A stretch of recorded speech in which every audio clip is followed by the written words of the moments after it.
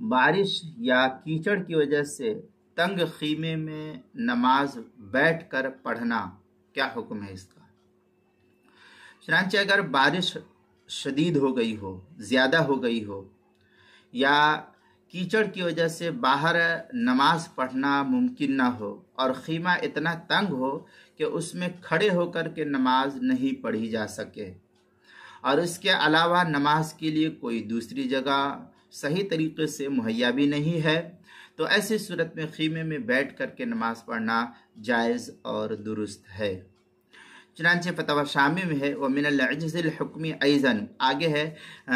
او کان فی خباء لا يستطيع ان يقيم صلبه وان خرج لا يستطيع الصلاة لطین او مطر، اس طریقے کی عبارت جو ہے فتویٰ شامی جو زکریا بک ڈپو دیوبند کا ہندی نسخہ اس کی دوسری جلد صفحہ 565 566، اور جو بیروت کا چھپا ہوا نسخہ فتویٰ شامی کا اس کی دوسری جلد صفحہ 494، فتاوی عالمگیریہ اس کی پہلی جلد صفحہ 138،